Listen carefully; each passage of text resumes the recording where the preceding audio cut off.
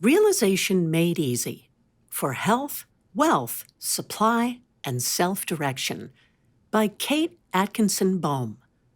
Read by Sarah Partridge.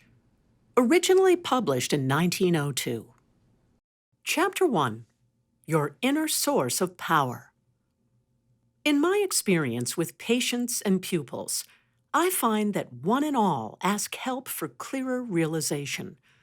All feel instinctively that it is essential to know truth and to feel it in every fiber of the body, for this is realization, to know and to feel truth. Let me explain simply. You can think of energy without feeling it. A very weak person can think of the tremendous forces of the universe and yet feel all the weaker himself by comparison. The feeling of power or lack of feeling must depend upon his manner of thinking of energy. If he thinks of it as outside of himself, he but accentuates his weakness. If he thinks of it as within himself, he accentuates his strength. In the first instance, he merely thinks energy, while in the latter, he feels it, and this feeling is realization. To this end, I shall in the first lesson endeavor to bring home to you the absolute truth that power or energy is within. Within what? Within the mind. From an invisible center in the mind, we, all of us, become visible, moving, acting entities or personalities, and what we externally become, we have previously been mentally. Keep this well in mind in your subsequent study. Remember that the process of growth is from the invisible to the visible, and that the invisible is mind and the visible is body. It is thus you are created, and thus you are recreated from moment to moment and from year to year. In the invisible realm of mind, God dwells. In fact, God is mind. That is, He is divine mind, and you, in your inner, real essence, are one with that mind, proceeding from it towards the outer circumference of life as the ray proceeds from the sun. All things are created from a center and grow outward. You will see that process everywhere in nature.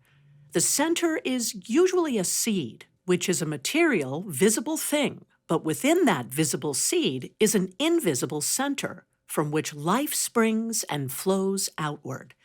That invisible center is life.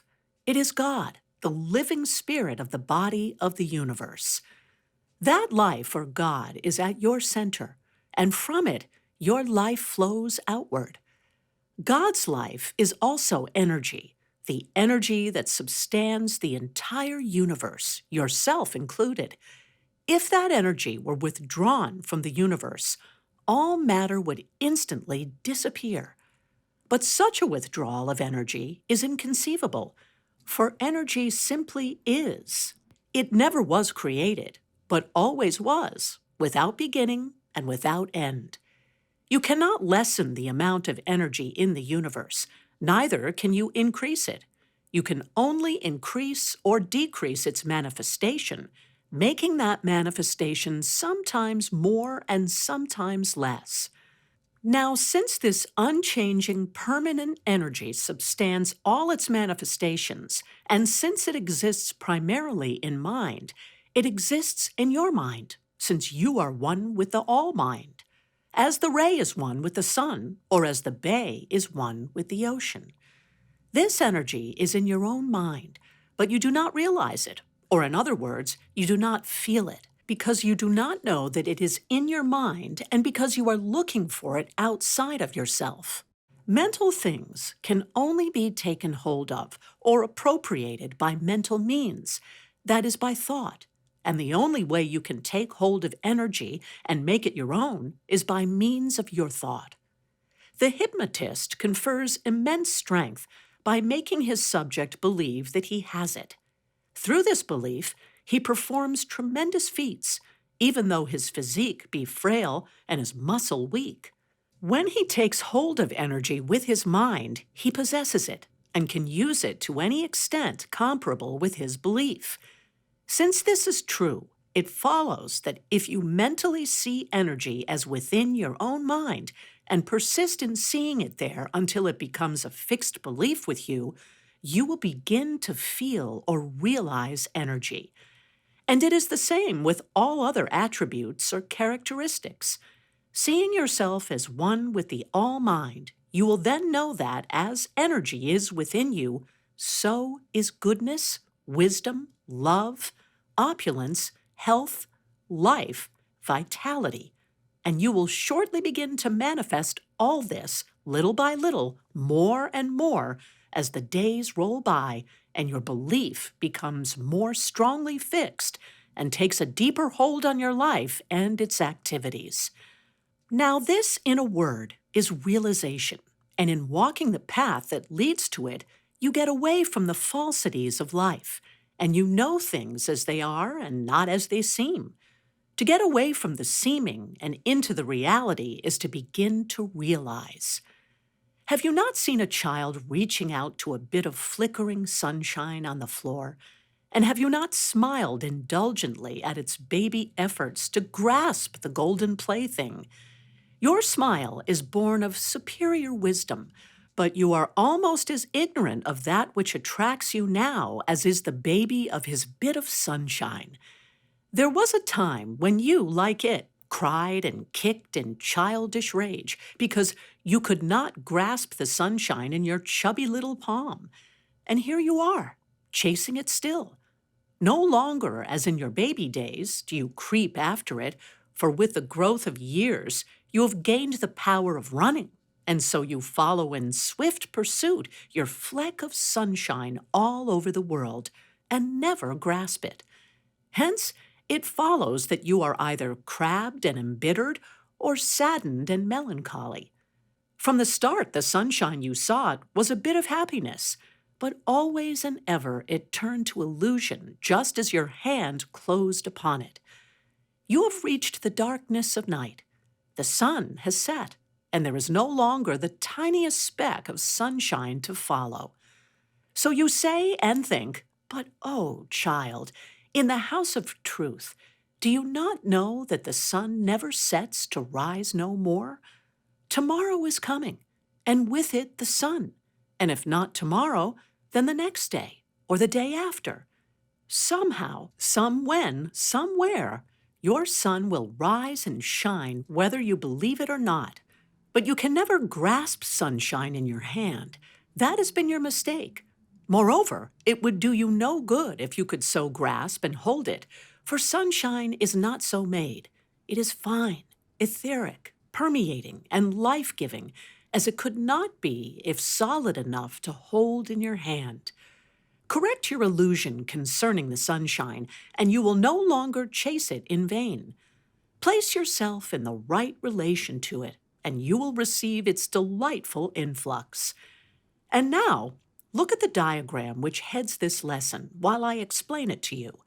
It is that of a radiant figure set in a dark background, and I have chosen it to represent a central truth in the law of being, the truth that God and man are one. You will notice that as the rays from the center push outward, they grow narrower until finally they reach a point, and just for the purpose of illustration, I am going to suppose that this point of the ray represents the mind of man before it opens up nearer to the divine consciousness and has greater knowledge of reality.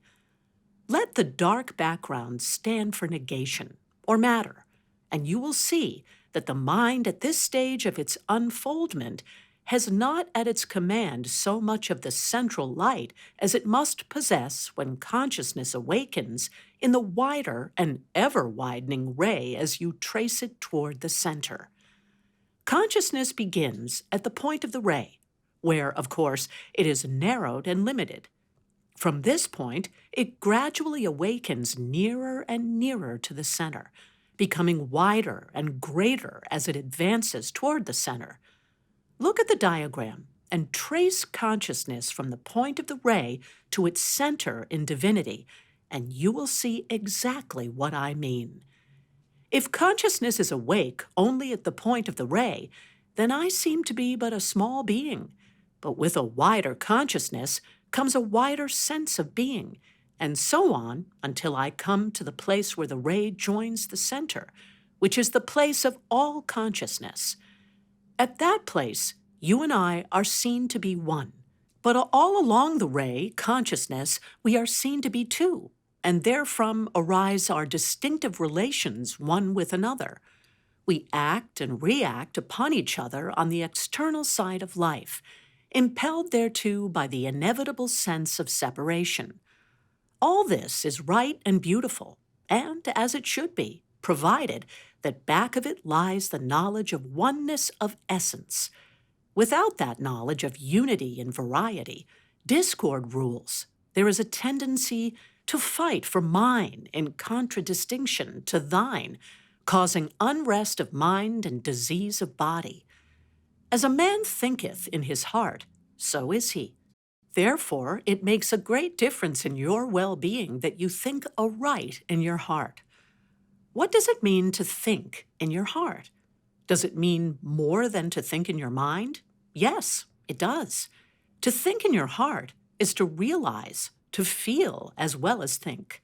A great deal of the process we call thinking has no more life in it than the rattling of dry peas in a pod. Thinking in the heart is live thinking or realization. Live thinking is always based on truth. So to think of yourself as a little pygmy that has somehow come into this world with no more self-generative power than an automaton is dead thinking, because it has no foundation in truth.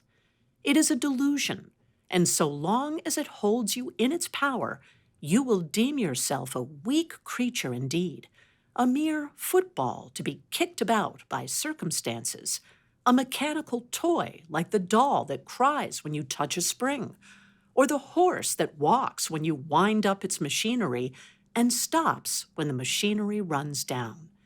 This is dead thought, and as long as you think it, you will be what it represents you to be, whereas to know the truth that you can wind up your own machinery, or better still, that you are the powerhouse behind all action and controlling it, is to think the truth, to think in the heart from whence are the issues of life. There is but one being, although there are many expressions of that being, and these expressions are called beings, and some of them are called human beings. Trace every one of these beings back to its source, and it comes from the one being in a continuous flow, not separated in the least from that with which it is one. If you can grasp this idea, though ever so faintly, you will begin to feel a greater sense of power. Consciousness will awaken at a place a little nearer to the central being, at a wider place in the ray. This ray we will call human being. It is really divine being, but its limitation in the ray makes it finite or human, distinguishing it from the Son of infinite being. Fénelon defines the oneness of man and God in the following terms. All that exists only by the communication of God's infinite being. All that has intelligence has it only by derivation from his sovereign reason, and all that acts only from the impulse of his supreme activity. It is he who does all in all.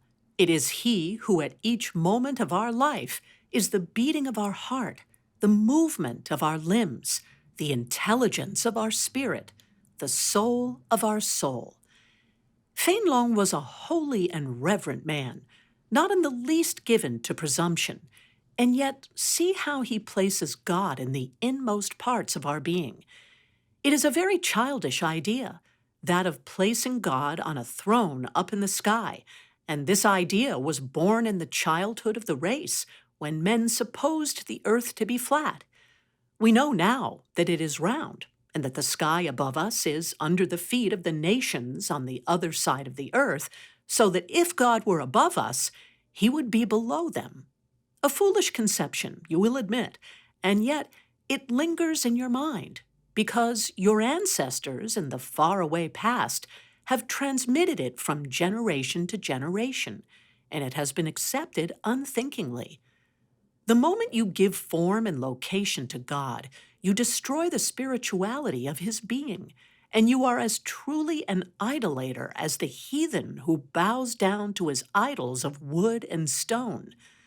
The place to look for God is not a material locality, but within your own spirit, which is not of necessity within your body, for your spirit is as omnipresent as God's spirit, if you did but know it.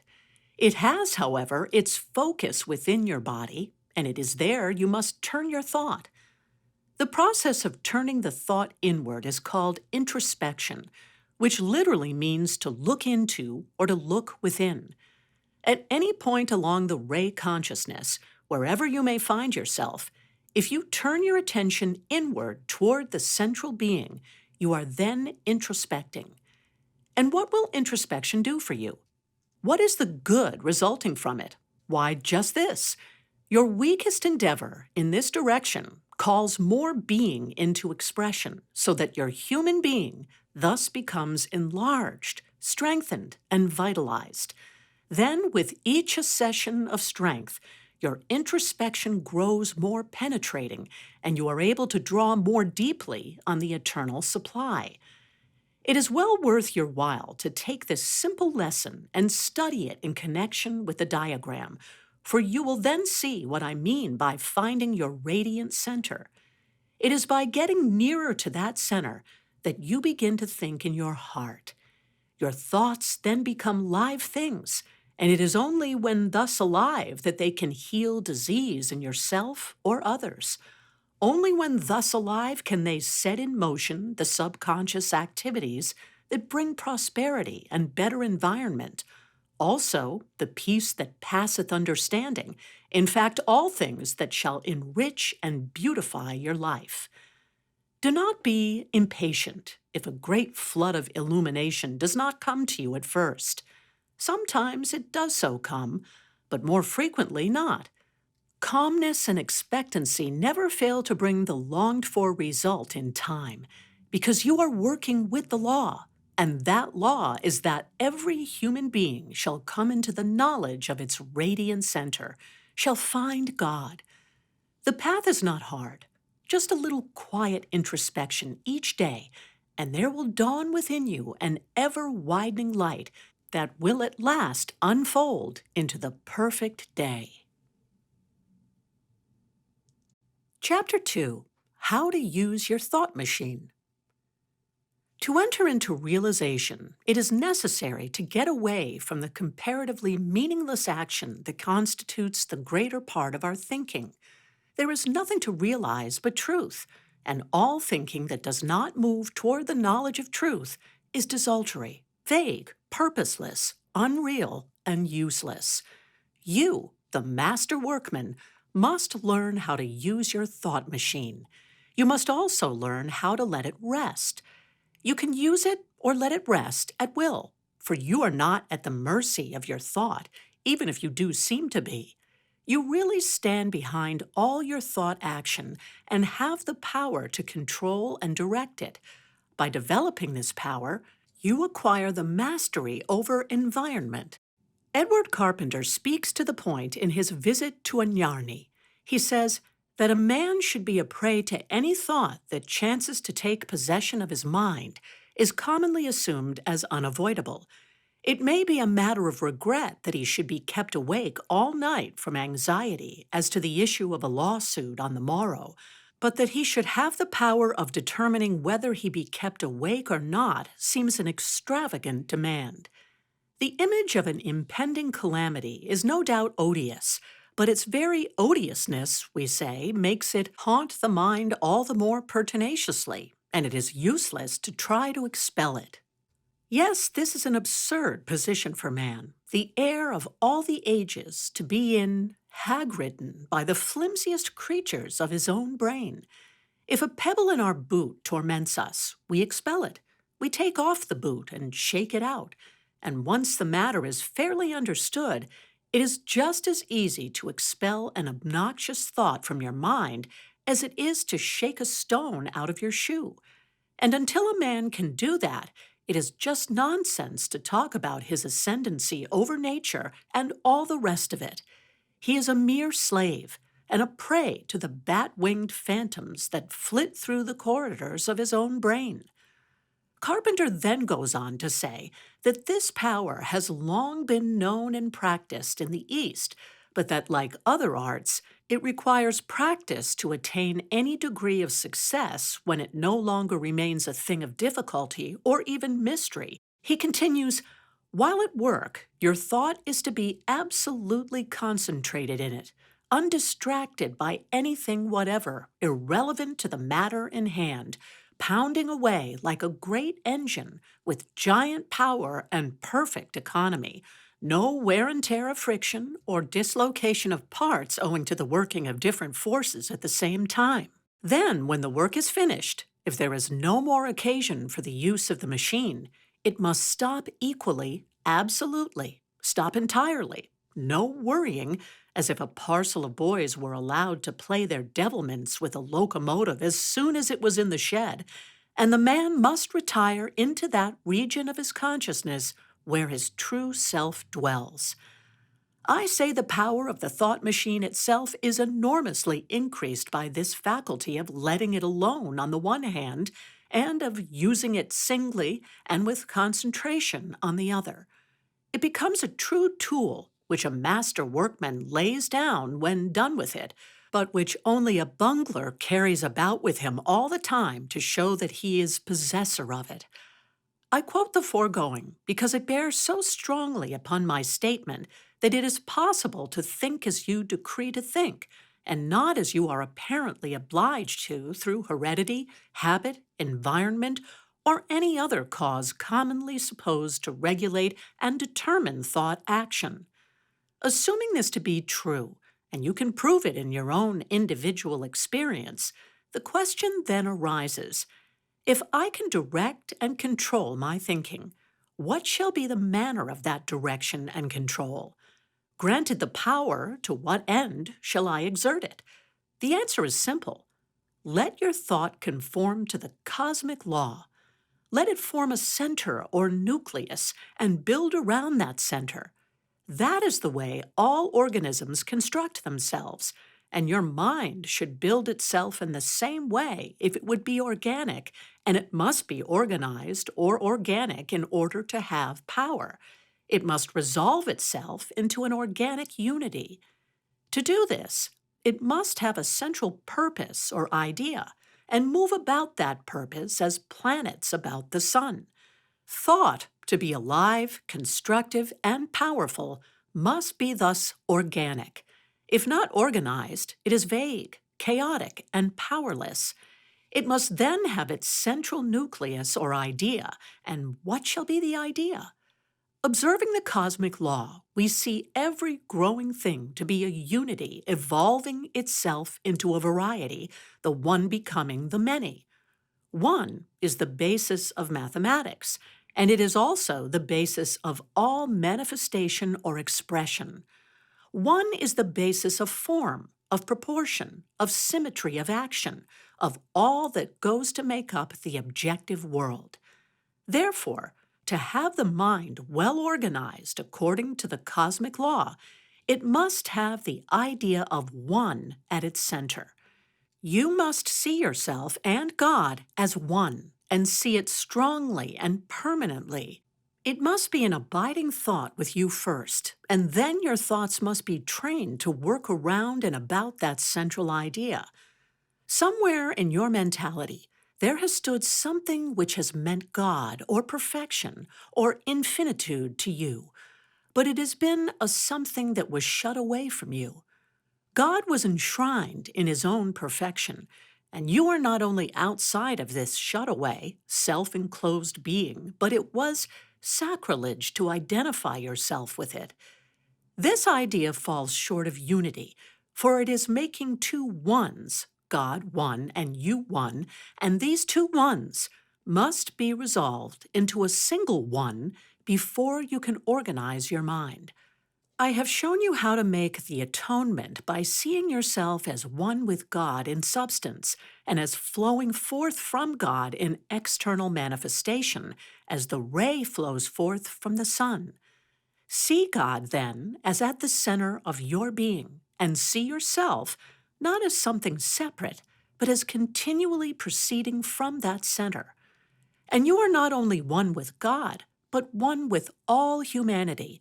For every human being proceeds, just as you do, from this one central source, which does not divide itself, placing a part at your center and another part at your brother's center. It is whole and entire, as the sun is, and as the indivisible sun gives birth to many rays, so does God's central being give birth to many beings. When you begin to see this, you begin to follow the cosmic method, starting with one as the nucleus of thought growth. Then your thought energy, instead of being scattered in numberless directions, is called in and concentrated upon an organic center. This center is alive with spirit, and from this center you begin to grow. Previous to this, your mind has been like floating protoplasm, incoherent, aimless, and well nigh helpless. The world is full of protoplasmic people who have not yet learned the secret of an organic growth and who are at the mercy of circumstances or, like driftwood, moving in obedience to the push of every current. But ever within each one lies the germ nucleus of the higher organism, awaiting the stir of a new development. A central conception lies back of the thought of every individual, and according to the nature of that conception is the character of the mind and thought. If the conception be true, even though not of the highest, the thought is comparatively vital. If it be positively untrue, then the thought is non-vital. This conception to which I allude is the idea the mind holds regarding itself, its nature, and its relation to that which it believes to be the cause of its existence. To understand this better, let us revert to the diagram at the head of this lesson. It contains two figures. Number 1 represents the false conception. Number 2 represents the true. In the first lesson of this series, I used the diagram of a radiant figure to stand for the entirety of being, and endeavored to show that God and man must be included in it, God being the center, and man the ray proceeding from the center. This is the true conception of the oneness or unity of being, including both God and man. Figure 2 in this lesson stands for this true conception, as I have just said, while Figure 1 stands for the false or mistaken conception, which represents God as a closed sphere, and man as separate and apart from this sphere. In some mysterious fashion, God is thus supposed to act through intervening space externally upon man, but there is the eternal separateness and aloofness not only between God and man, but between man and man. It is small wonder that the mind holding such a conception of itself should be painfully conscious of its limitation and feel itself cut off from its source of supply. It would not be putting it too strongly to assert that all the weakness, inability, poverty, disease, and wretchedness in the world today is in some way referable to this false conception of the relation of man to God. It has long held the human heart in bondage. When once this is set right, the whole outlook on life changes, and all things are seen in a new light. One then passes into a mental realm, which is indeed a kingdom of heaven, to the Hades of a former thought life. I cannot lay too much stress upon the importance of getting this basic conception right to begin with. So often, students write me that they have been studying for years, seeking that highest truth which shall bring them improved mental and physical conditions, but only find themselves floundering more and more helplessly in uncertainty, doubt, and general unhappiness. This ought not so to be. This most essential subject in the world should be made so plain and direct in its rendering as to reach the needs of all. Every mind, must have its central truth about which to build its organic unity. When this is supplied, it can work to a definite purpose and be oh so happy in its working. A diagram, says Clerk Maxwell, is a figure drawn in such a manner that the geometrical relations between the parts of the figure help us to understand relations between other objects. It is with this intent that I have used, and shall go on using, geometrical designs in these lessons as a help to elucidate my meaning. The blank space in the center of the radiant figure but poorly represents the wonderful reservoir of being from which all things proceed, and yet that blankness may well symbolize the unexpressed. Symbols are helps to thought and to realization, for the mind soon learns to rise from the symbol to the reality of the things symbolized, and is thus led little by little into the understanding of life and its ever-revealing mystery. In the non-understanding of life lies the pain of living. With its understanding comes increasing gladness. Professor Royce of Harvard, Dr. Caird of Glasgow University, and other thinkers of note emphasize the fact that there is but one self in the universe, and my diagram of the radiant figure will serve to explain how this can be. By following each ray from its point of expression to the center whence all rays proceed, it is evident that they are one. This is the one self. It is you. It is I. It is all men. It is all things. Is this hard to realize? It seems the simplest and most evident truth in the world, although I confess there was a time in my life when I could not understand it, and that was, in consequence, a time of weakness, of sickness, of mental depression, of distrust in my own ability, of utter hopelessness, of the darkness of despair. Now that I see this great and central truth, the world has changed for me. The sun has risen on my life, and all is well with me. So will it be with you. Chapter 3. How You Make Your Own Destiny. It has been thought that man's destiny is decreed by some power outside of himself. This has led us to speak of the hand of destiny as the outreach of this power, controlling a man in spite of his own volition. Such a conception reduces him to an automaton, and it is small wonder that the strong spirits of the world have risen in their might to put down so arbitrary and soul-crushing a tyranny as destiny must be if outside of man and coercing him. But we have seen in our preceding lessons that man is inseparable from the entirety of being, and that in consequence of his oneness, with it there can be nothing outside of him to destinate or decree his ends, since being includes all there is, and there can be nothing outside of it. Being controls itself from center to circumference, straight from its center out to the point of the ray, which represents its manifestation or expression, runs the line of destiny. Man's life, starting from that center, must perforce destinate itself. But how happens it then, you ask, that man is unconscious of his destiny, that he does not know himself to be acting and creating continually, that the events of each day are a revelation to him, and that a screen is even placed between each day and its tomorrow? How can all this be? It happens in this way. We are screened in a measure from our past. Even the immediate yesterday cannot be wholly recalled, while the more remote past escapes us altogether. Memory stops far short of the primeval form of life, from which we are supposed to spring.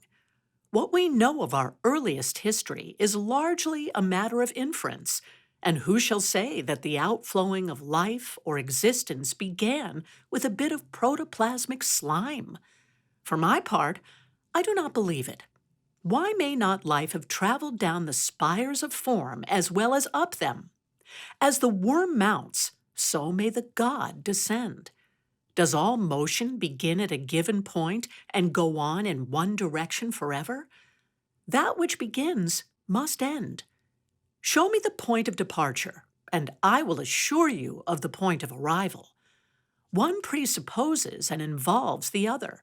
Life is too great to begin or end in protoplasm. We are forced to go beyond in our search for a primal source.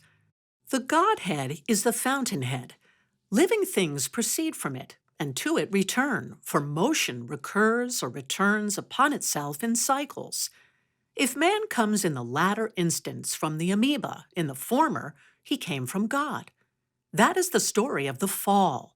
It was a gradual descent, and not a sudden fall from God. If I have been the amoeba in the lower spiral, I have been the angel in the higher. We have forgotten both the ascending and the descending, but as the awareness of psychological states is dawning, we become cognizant of the past. I have drawn a line from the center of the diagram to the point of the ray, whence it returns to the center. This line is intended to represent the line of destiny. This line of destiny not only proceeds from the heart or center of being into the ray, which in our diagram stands for man as the expression of God, but it returns again to that center. At the turning of the line, we begin our homeward journey toward that form which we came forth, and all along the way of return, we come upon states of consciousness with which we are vaguely familiar. It is only in this sense that the term recognition can be used with reference to our evolution in consciousness. To recognize is to recognize, or cognize again, or know again, and recognition is therefore that act of mind whereby it knows again something previously known, but for a time absent from thought. Running at right angles with the double line of destiny, which I have drawn in the diagram from center to circumference and return, you will observe cross lines. These are intended to divide the space in the ray into sections, each section representing a state of consciousness.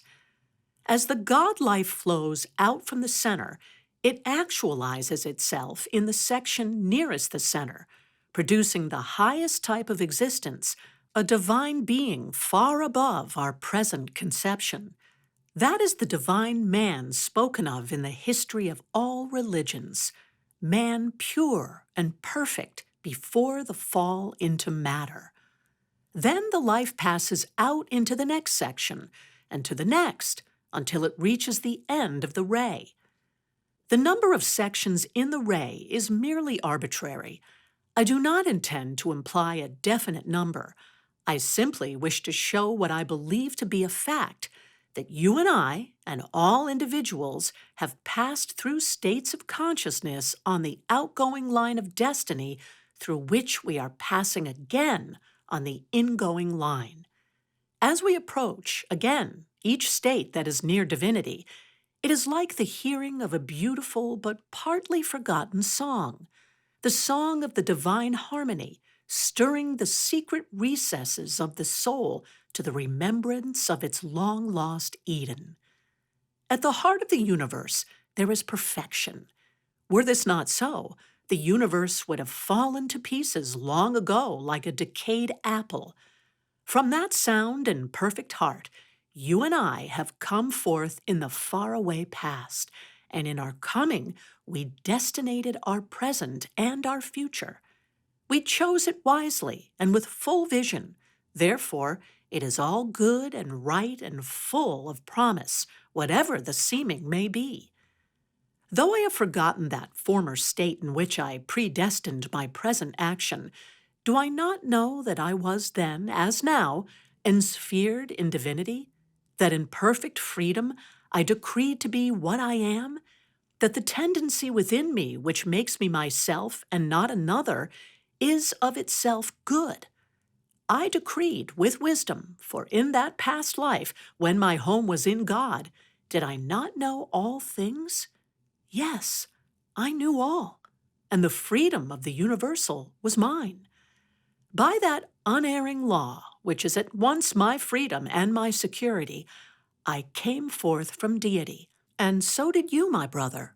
Like two corpuscles in the lifeblood of the world, we set forth upon our way, moving with each other and yet distinct, each with a separate and inherent tendency to act, to do, and to become.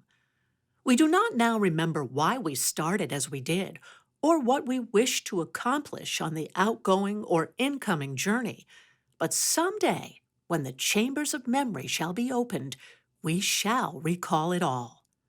Then we shall see that never for one instant have we been lost, not 1 inch have we gone astray, but always and ever moving to the measure of the soul's highest law, we have trodden the path of destiny to its glorious fulfillment.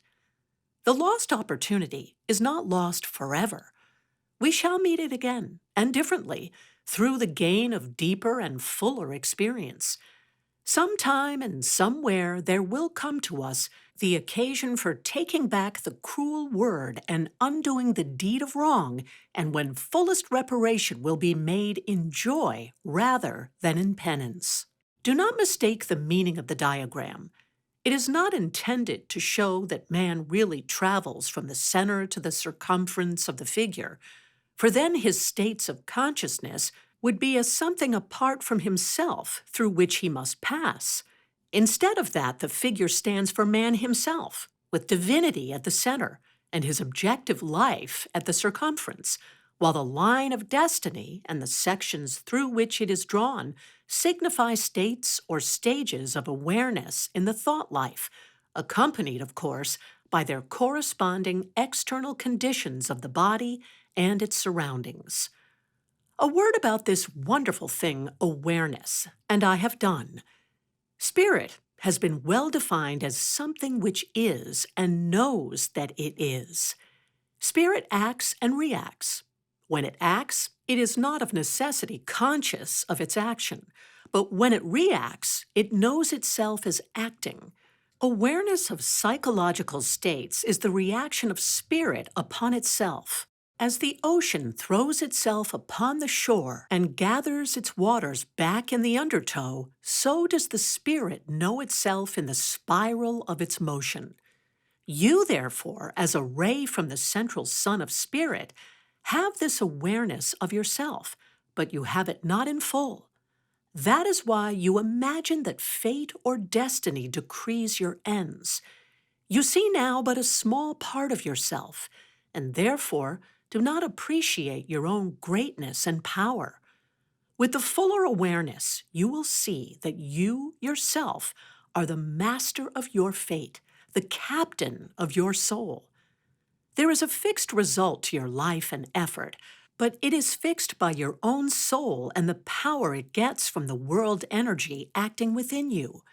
You are self-destinated to infinite ends, and to that result you move, not with the fettered limbs of the captive, but serenely and triumphantly to the harmonious measure of the universe. Chapter 4. Prayer, Desire, and Beyond. I am often asked if I believe in prayer. I do. But let me explain what I mean by prayer. I mean far more than is meant in the Orthodox interpretation, although I include that in my conception. That is to say, prayer is what Orthodoxy claims it to be, and more. Every atom prays, reaching out tiny hands to God to be filled with what it desires. From atom to man, prayer is very much the same. All action in the universe is based on prayer and its fulfillment. The seed prays to God, the source of its life, and it prays also to the earth, to the air, and to the sun. That is, it sends out a demand, and that demand is met and supplied. Emerson says, "As soon as the man is at one with God, he will not beg. He will then see prayer in all action. The prayer of the farmer kneeling in his field to weed it, the prayer of the rower kneeling with the stroke of his oar, are true prayers heard throughout nature, though for cheap ends. The man who is not at one with God does not see prayer in all action. He limits it to an entreaty from the human mind, to a divinity transcendent, separate, and distinct from itself. His conception, so far as it goes, is true enough, for divinity does transcend the human mind. Divinity is one with it, but beyond its comprehension, and the whole of life means the attaining of more and yet more of a comprehension of the divine. When the human mind is at last merged into the divine, then does it know itself to be not only the prayer, but the answer also. Those who have studied the foregoing lessons in this series will understand the above diagram to represent potential being and its expression, the center of the star standing for potential or unexpressed being, and the rays for expressed being. The center of the star we also call the radiant center, from which radiates every expression possible to being. But in this instance, we have limited the expression to human being. The human consciousness, as represented by the ray in its progress toward divinity, awakens gradually along the whole length of the ray, beginning at the small end, where it focuses in external life in circumscribed form, and widening with the ray until it reaches the breadth and absolute freedom of the center. In Ray 1, let us suppose we have the earliest awakening of the human consciousness. The presence of divinity is not realized, and yet its pressure or influence is felt as of something coming from afar. The state is analogous to that of our Earth, as it receives the light and warmth of the sun. It only gets this light and warmth after it has passed through many strata of earth-enveloping ethers. The Earth does not know the sun as it really is, but as it is when passing through the intervening media. To illustrate further, if I were a lifelong prisoner behind red glass windows, my natural inference would be that all light is red. Let me get from behind these windows, and I learn the truth. The entire secret of the solar spectrum may not stand revealed to me, but I at least know that the light I had supposed to be red was so only by reason of the medium through which it reached me. In like manner, the human consciousness, when it awakens at the end of the ray, feels divinity, but has a misconception regarding it. This cannot be otherwise in the natural order of mental evolution. The human being at this stage of unfoldment feels divinity vaguely and reaches out toward it blindly and feebly. And this reaching out is a prayer, the earliest prayer of the human mind, weak, imperfect, but natural and necessary as the first number of a sequence. In a sequential order of unfoldment, number 1 is as essential to that order as the number that marks its end. Divinity shines as surely upon the fetish worshiper as upon the Christian or monotheist, but with the fetish worshiper, it shines through so many media that it is not clearly revealed. In Ray 2, the prayer of the earlier consciousness has opened the way to a place 1 degree nearer the center. From Ray 2, the way is opened again into a place still nearer the center, as in Ray 3 and Ray 4, and thus is the passage made from the earliest dawn of human consciousness to its atonement with the divine. It is a gradual awakening of life and action from the point of the ray to the radiant center. I have only designated 4 degrees in my diagram, because my star has only 5 rays. In 4 of these rays, I have indicated the stages in which prayer is both necessary and efficient. In the 5th, there is no longer need of it, because the human is at last one with the divine and has all at its command. It asks nothing, because it has all. It stands at the center and speaks the creative word, the word of health, the word of power, and these words are made flesh. That is, they take on embodiment and become manifest in the external world. The whole story of creation is told in that one brief statement. the Word made flesh, taken in its esoteric significance. The soul of every object is its thought or idea, and from that thought or idea, its outer being comes. The things we see and touch are embodied thoughts, every one of them. When we reach the creative realm, we think thoughts of health, of beauty, of happiness and prosperity into existence for ourselves and others. A message of pure joy goes straight from the heart of the infinite through the lips of the finite and blesses all whom it touches. Until this place of at-one-ment is reached, there will and must be prayer or demand. Until we come to the fountain, we must quench our thirst at the chalice and the uplifted hand of appeal. And even after we have found the fountain of all life and tasted its healing waters, we often stray from it, drawn by the earth life back into primal conditions, back into weakness, back under burdens, but never to remain there, for prayer will bring us again to the center. What it has done once, it can do again and again until we are indeed and forever one with the central life. But why the drawing away? Truly, I know not, but suppose it to be the working of the law of rhythm, which draws us now here and now there in the fulfillment of a blessed purpose, that by many and devious paths we may attain to the fullest joy. Yes, I believe in prayer, but I also believe that we outgrow it. Prayer and desire both indicate lack, and how can there be lack in godhood or perfection? At the center, we are one with God, even now, while at the circumference we are human. In many of us, the God consciousness is awakened, though we do not live in it continuously, for we live also in the human. By holding the thought close to the center, we glorify the human, carrying to the extreme end of the ray the pure light of the central radiance. Enter into thy closet, and when thou hast shut thy door, pray to thy Father which is in secret, and thy Father which seeth in secret himself shall reward thee openly. I do not know what significance these words carried when they were uttered, but I know what they mean to me. To go into the closet and shut the door indicates silence and seclusion, going into one's own consciousness and closing its door against the external world. There, you speak to the Father which is in secret or hidden from the external eye, and that Father which seeth in secret, perceiving mentally and comprehending your needs, himself shall reward thee openly.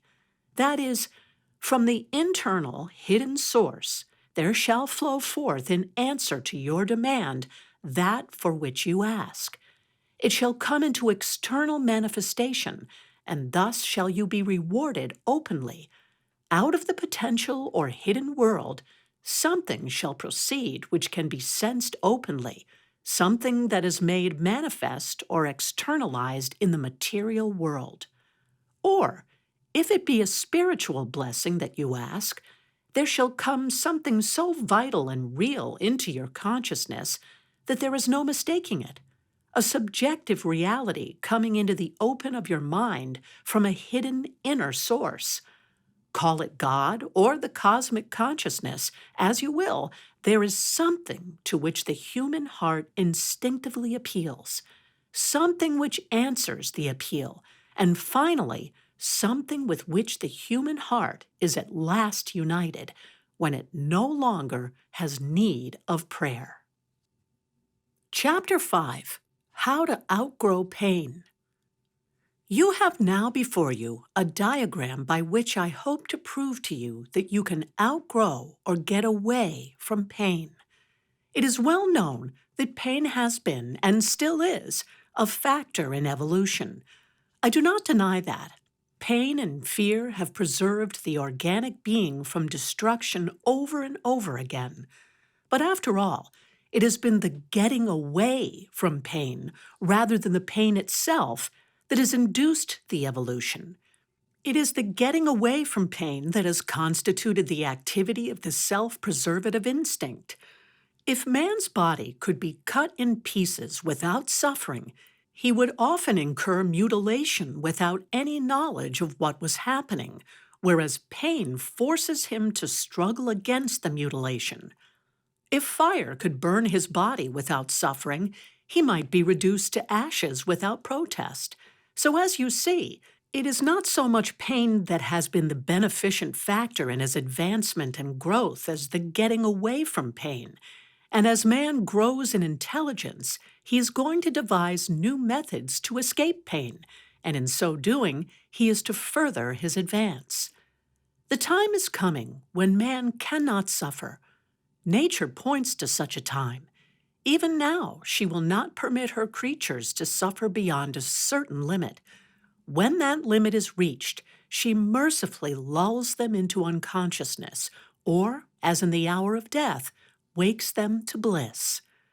William Flagg, in his work on yoga, writes of St. John of the Cross, of whom it was said that through the silence of the night, the sound of his lash would reach the ears of the friars, who trembled when they heard it, for they knew how merciless he was to himself.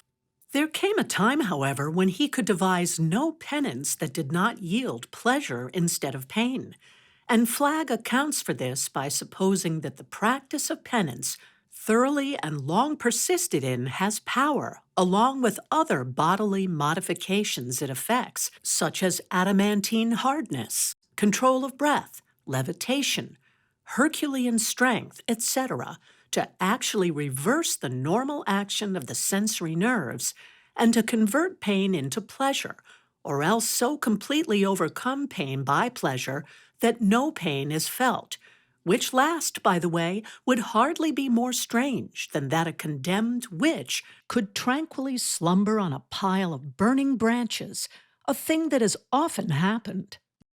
I believe that Flagg's supposition is correct, and that a turning point can be reached by both the individual and the race, where the action of the sensory nerves is reversed, yielding thereafter no more pain, but only pleasure. A subtle forecast of this must impress the minds of those who believe in mental healing, for unless there is an ultimate escape from pain, to what end is their endeavor? The door of escape need not open through penance, for life gives us in certain stages pain enough unsought. If we can but believe we are on the pathway to bliss, how bright and hopeful the outlook! But since pain has served such a purpose in evolution, how can we abolish it without retarding our progress? If to get away from pain be a factor in our development, do we not still need pain, if only that we may evade it? No, because the perfection of our individuality is at hand, and the perfected individual will have the spiritual quality of impregnability, and will be indivisible and indestructible, in which event we shall not need pain as a danger signal. We shall need no warning to escape from destructive forces, for they shall have no power to hurt us. And now let me refer to the diagram to still further explain my meaning. I have shown in my previous lessons that man in his outer life bears the same relation to a vast and unexplored central life that a ray of the star bears to its center. Man in his real essence is the center, but in his outer manifestation or expression, he is an emanation or ray of this central being. The pure white light of the center, in passing into manifestation, becomes a duality. It is converted into both light and darkness. The pure bliss of the center, in passing into manifestation, also becomes a duality. It is converted into both bliss and pain. The pure good of the center, in passing into manifestation, also becomes a duality. It is converted into both good and evil. The pure perfection of the center, in passing into manifestation, also becomes a duality. It is converted into both perfection and imperfection. The pure real of the center, in passing into manifestation, also becomes a duality. It is converted into both real and apparent. Expression or manifestation is therefore a mixture of light and darkness, of bliss and pain, of good and evil, of perfect and imperfect, of real and apparent. That is, expression as we have it now is thus dual, but we can imagine an expression that is all light, all bliss, all good, all perfection, and all real.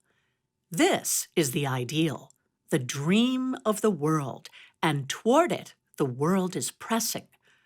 Oh, this glorious center within and back of expression in us all!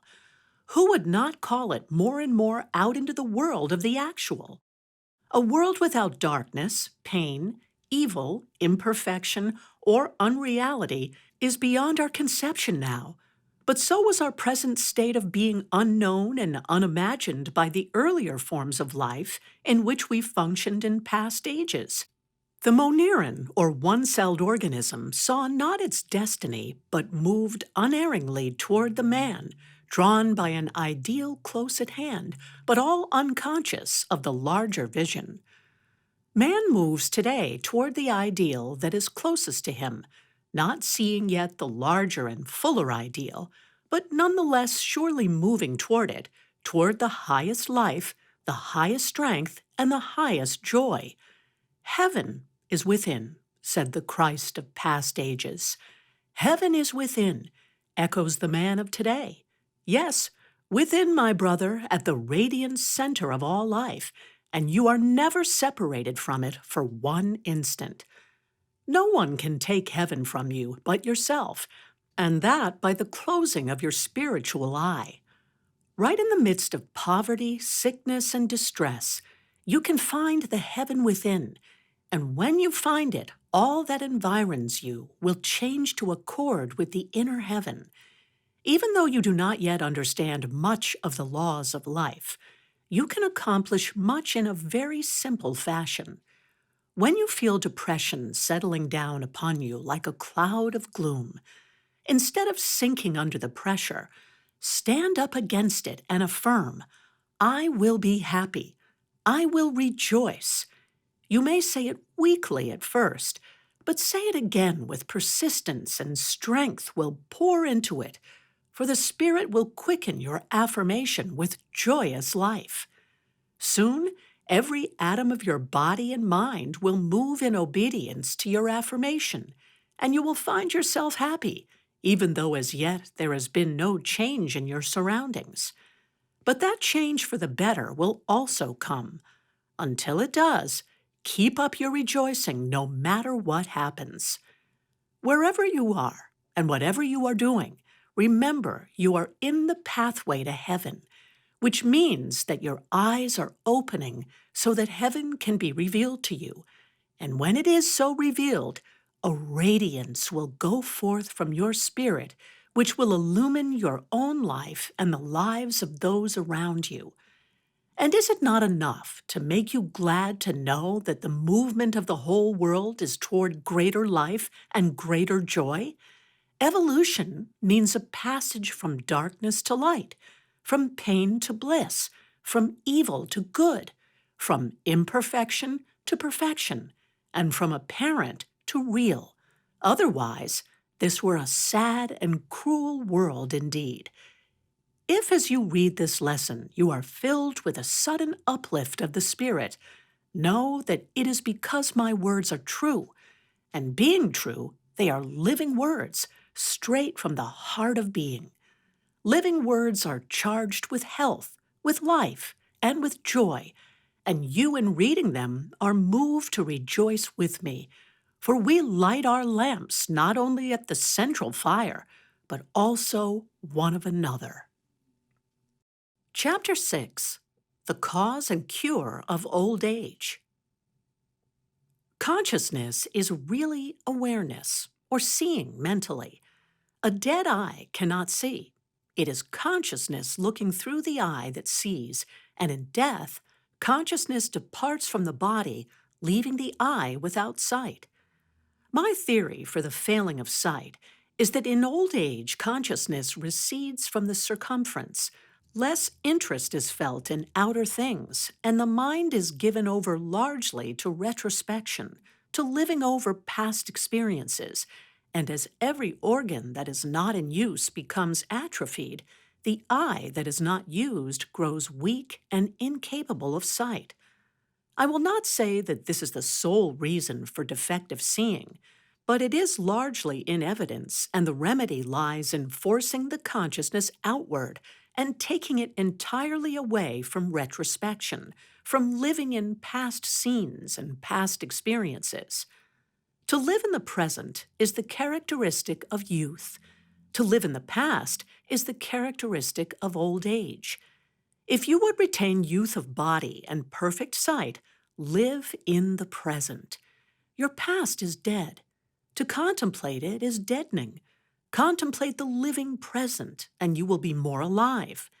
Consciousness sees without the aid of the eye anything that is incorporeal, but when it would extend its sight into the corporeal world, it must build itself a physical bridge, fitted with nerves of sensation by means of which consciousness can come in touch with the external. Seeing is not in the bridge itself, but in the seeing faculty that looks across the bridge. This seeing faculty is consciousness itself, the eye that never sleeps, or the eye of the spirit. You, being spirit, have the all-seeing eye at the center of your consciousness. There is, to be sure, an outer form of consciousness which is not the real awareness, and which does not see at all times. It is, in a measure, blind. That is, its sight is darkened. This outer consciousness is the pathway or channel through which the inner or real consciousness, or all-seeing eye, sees the physical world. And when this outer consciousness is darkened, it naturally follows that the physical sight fails. It is this outer consciousness that broods over the past, and it is this brooding that causes largely its seasons of blindness. Moreover, the outer consciousness, taking note, as it does, of the external world, and seeing failure and decay written on all things, and accepting that to be the ultimate of life, stamps that ultimate upon the physical eye, and it degenerates accordingly. The reason it affects the physical eye thus is because, as a man thinketh, so is he. What he thinks about himself is stamped upon his physical body and affects its atoms. But the deductions of the outer consciousness are fallible, for the reason that they are based on illusions of the senses. In fact, the outer consciousness is built up of sense perceptions and is like a child crying in the night, a child crying for the light, until the sun of the inner consciousness shines upon the darkness and reveals the truth. Now, the truth is that sight never fails in reality. The all-seeing eye that never sleeps is eternal. Therefore, decay and death cannot touch it with weakness and dissolution. The inner consciousness, knowing this truth about itself, gradually impinges its knowledge upon the outer consciousness, for the latter is always under the influence of the former, being on its way to an at-one-ment with it. By means of this approaching at-one-ment, the way is opening for the inner consciousness to so influence the outer that its sight also shall become indestructible, vivid, and enduring. To apply this practically, refer to the diagram at the head of this lesson, the star of manifestation, in the center of which I have pictured consciousness as the all-seeing eye, or the perceiving principle, which is at the center of being. See yourself as proceeding from the center in the form of a ray, and then trace your being back from the point of the ray to the center. Realize in this way that you are one with this center, and that because it has the power of sight, so have you. Then let your thought pass outward to the end of the ray and think that you are carrying the power of clear seeing with you outward to the very end of the ray, or the extreme of outer vision. In this way, you will renew your sight and regain perfect seeing. Or if you are under treatment, you will thus cooperate and expedite your healing. You can heal yourself in this manner if you can hold your thoughts steadily to the issue.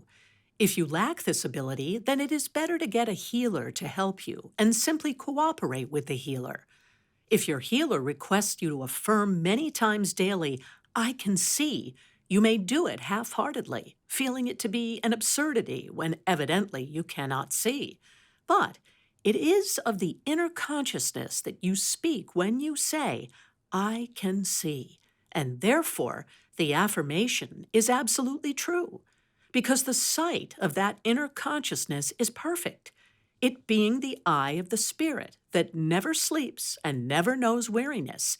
And this sight is the same sight that sees externally, only in seeing externally, it has to pass through the outer consciousness and out over the bridge of sensation.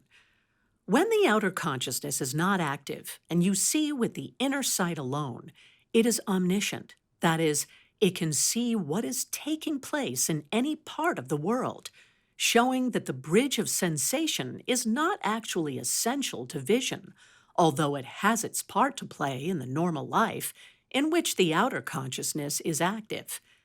Evidently, it is the purpose of the law of life that inner and outer consciousness shall be fused as one consciousness, and that the nerves of sensation shall not be excluded, or, in other words, the senses are not to be despised or eradicated from the organism, but transmuted to a higher service, and for the present at least, they are necessary to normal seeing. Now let me recapitulate.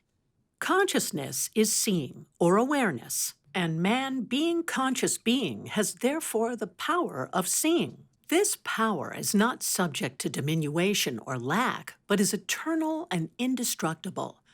But sight is obscured because of a sort of veil between the outer consciousness and the inner.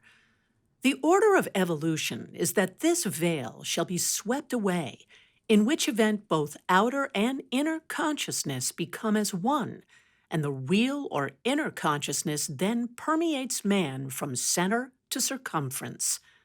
The sweeping aside of this veil, which takes place gradually, is the process of at-one-ment by which man's external life comes into direct touch with the inner spiritual life, and this is equivalent to being born anew or regenerated, revitalized in every part.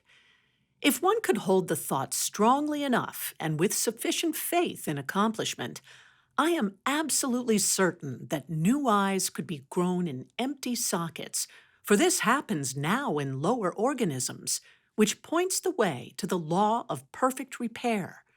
It is operative now only on the unconscious plane, but it remains for man to discover the law and use it consciously, for beyond a certain point, he is bound to advance only by conscious effort, as nature will not do for him that which he can do himself, for that would prevent the exercise of his higher powers and stultify his individuality. The power to see dwells in perfection at the center of life, and with that center you are one. Picture mentally that power at the center, and then trace it out through the ray of your being. This will carry the power outward with your thought, and in time, you will see with perfect vision. Chapter 7. Where the Ego Knows Itself. As man passes from his God center to his human circumference of tangible and visible expression, he is subject to certain laws that distort that expression. To use an old simile, he is like a straight stick that appears crooked when plunged in running water. He is living a dual experience, that of a true and that of an untrue life. Between these two lives, he moves as a traveler who is at home in neither. The untrue life is a necessity and a part of expression as essential to it as vapors are to the earth, and just as elusive. While consciousness may be only awake to the untrue life, we are at the same time living the true life, each and every one of us. That we do not know it makes no difference. It goes on just the same, adjusting our mistakes, inspiring us with new and higher ideals, guiding and guarding us in all endeavor, for the true life is one with God and filled with divinity. The awareness of life, which we call consciousness, the human consciousness, I mean, which is a different thing from the cosmic or divine consciousness, first manifests itself within the boundaries of the untrue life. It sees things not as they really are, but as they appear to be. You cannot convince a child that the horizon is not the limit of the world, and it is the limit of his world at the time, but his world spreads and enlarges with his increasing intelligence. When the child's field of vision becomes the subjective realm, he is encompassed by another restrictive but ever-widening horizon, which at last becomes coextensive with being itself and is one with the cosmic consciousness. In our diagram, the star of manifestation, I have drawn an inner star to represent the true life. Between it and the outer limit lies the field of the untrue life, the ephemeral, the changeful. While the consciousness remains in the outer field, it is subject to the illusions which it accepts as real. Here, disease riots, doubt and fear prevail. Fleeting pleasure is followed swift by pain and loss, and spurious love suffers its heartaches and jealous pangs. This is the country in which the prodigal son found himself when, far away from the father's house, he fed upon husks. When the human consciousness passes from this outer sphere into the inner state of being, it is making the return to the Father's house, where plenty abounds and where hunger is unknown. But it will not seek the Father's house until hunger grows intense and it finds that husks contain no nourishment. Not until all things fail in the far country does it return to its home. Wherever the spark of awareness is a light, there the ego knows itself. When it is a light in the outer field, in the space between the inner star and the outer, then the ego is only conscious of a weak and lowly conditioned self, separate from its source of existence. But when a light in the inner field, then it knows its true life and its great powers. When consciousness enters the inner field and takes up its position there, it does not lose its hold on the outer field, but reaches forth and commands it as an outlying territory in which it does not care to dwell, but into which it may make excursions at will as its lord and governor. It has thus lost nothing and has gained much. It has found a better country in which there are facilities for carrying new life into the old. Now when it goes forth, it is not as the prodigal, but as the prince. It finds the husk, but the kernel is within. As I have said before, the true life has been operative all the while, but there has been no consciousness of that life. And here let me make a distinction between consciousness and life. I will only say in brief that consciousness is the knowledge of life. While there can be no consciousness without life, there can be life without consciousness, or in other words, there may be life without a knowledge of itself.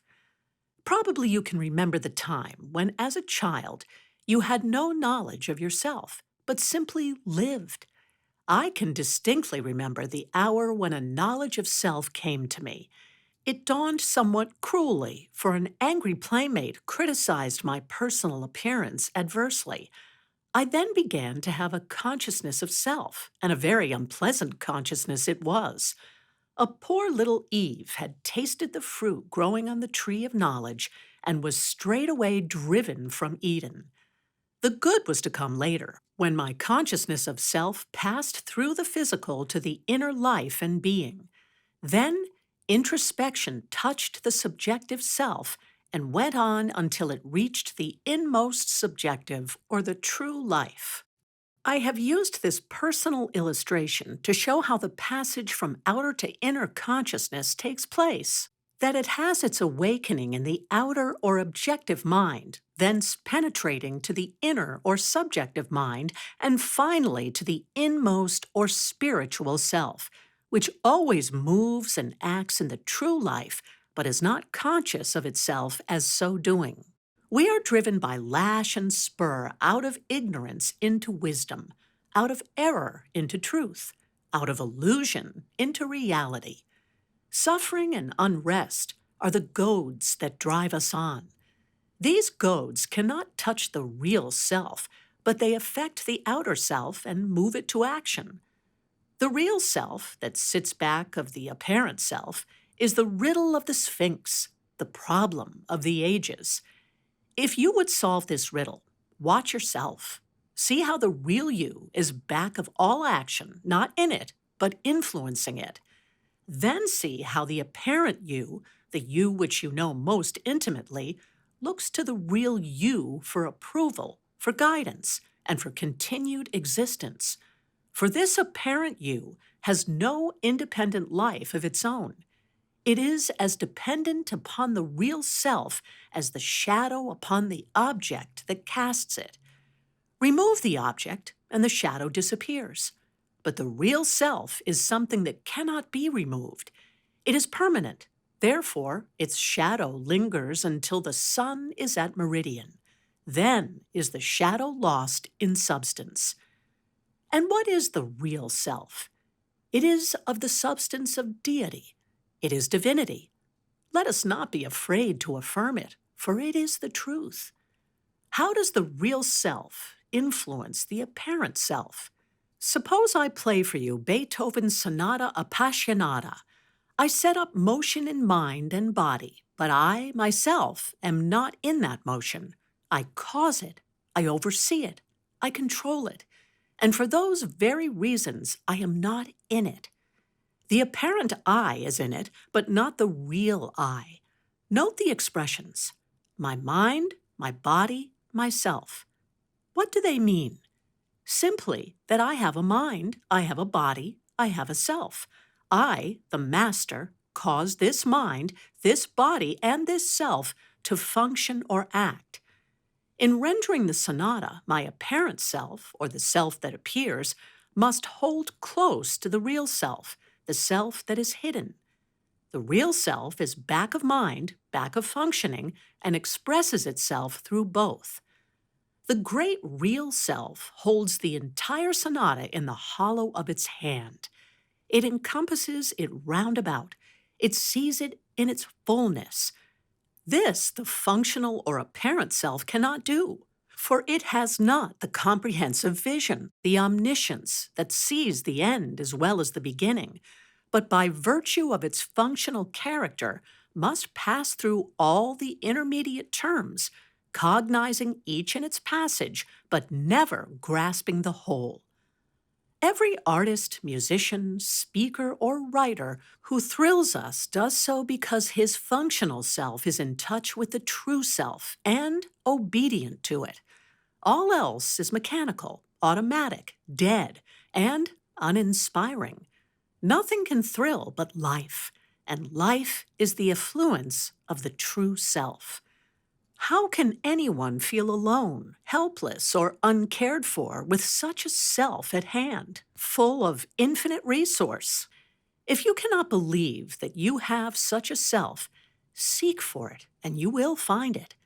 Set up a shrine to it in your consciousness, and the divine fire will descend upon the altar. And when you have seen the divine radiance, you need not withdraw from the illusions in the outer court. Seek them, if you will, but take them at their actual value. So will your sorrows be lighter, your joys higher, and your loves stronger and truer. You lose nothing by going into the true life. Nay, instead, you gain all. Chapter 8: Being and Becoming. In the preceding lessons, I have endeavored to show that man is one with an all-comprehensive being, which flows from center to circumference and from circumference back to center by its own intrinsic law or mode of motion. This law is not imposed upon it from the outside, for there is no outside, since being is all there is. Being, or any part of being, moves as it does because it is what it is, and for no other reason. The reason is in itself and nowhere else. We speak of ourselves as separate beings because we lose sight of the central unity of life. We are not separate from it in reality any more than the branch is separated from the tree on which it grows. But if the branch could be supposed to have a small mind peculiar to itself, and the tree a larger mind peculiar to itself, this would illustrate very well the difference between the state of consciousness, which becomes functional or acts in the personal mind, and that entire whole, perfect, and complete consciousness which projects the personal, that unity which projects from itself plurality, the one making itself the many. I use the star as a diagram because it shows in a way, so far as any symbol can express verity, how it is that one becomes many. It does it by radiation from its own center. Now, Plato says, if one is, the one cannot be many. That is quite true. Our one does not break itself up into the many or become less itself. It simply puts forth from itself beings which have the appearance of separateness, but yet are one with the central unity, just as the rays of the sun, though apparently separate from the sun, are one with it and radiate from it. And now notice the difference between being and becoming. Plato does not say the one cannot become many. He says the one cannot be many. Being and becoming are not synonymous terms, for being stands for the thing in itself, while becoming stands for the acting or doing of that thing in itself. For instance, I am. That is a primary fact. I do. That is a secondary fact. Were it not for the I am, there would be no I do. The I am is the subject in the sentence of life. The I do is its predicate. The I am is the center of being. The I do is its circumference. The I am is divinity. The I do is humanity. Very few understand this aright, and therefore, when they read such a statement as the oneness of man and God, they exclaim, "Oh, what dreadful sacrilege!" To their minds, divinity is hereby dragged from its high estate down into the mire. But divinity cannot be dragged anywhere. It goes voluntarily, graciously, willingly into the mire every time a lily or a rose is born. You can see divinity in the rose. You can see it in the lily, but you do not realize that to get into each, it must go down into the soil. The soil, mind you. And the soil, as its name indicates, has much in it that is far from pure and sweet. The soil is composed of the dregs of physical substance. It is full of putrefaction and all uncleanliness. And the fuller it is of these base elements, the better it is for the fair flower springing from it. Notice how naturally we call putrefaction or impurity a base element, and also notice that it is the base of growth. It may be a fanciful conception, but I can see that the flower grows away from such a base because of its own inherent purity, carrying with it just enough of the lower or base element to enable it to express itself on the material plane, for only thus can it relate itself to that plane. Without the base element, it would so transcend the physical as not to be visible or tangible to the senses, and to us, it would be non-existent. In other words, a flower dwells in divinity as a thought of God, and like any other thought, it clothes itself with material substance and becomes a visible thought. We see and touch it, and for the first time become conscious of the existence of that which has lived in hidden spheres as a reality, but it is now visiting us on this plane as a material thing. It is the real inner life of the flower that appeals to our sense of the beautiful. In its form, color, and perfume, which constitute its language, it is telling us of its triumph over the powers of darkness, its passage from the unclean to the holy, and its apotheosis in bloom. I remember once seeing two exquisite flowers that told me their story in language never to be forgotten. They spoke to me in a foreign tongue, the language of angels, perchance, but I found its translation in my inner life, and it has remained with me and will remain with me always. The flowers were two blossoms of the night blooming cereus, which, as you doubtless know, blooms for a very brief period, only an hour or two, I believe.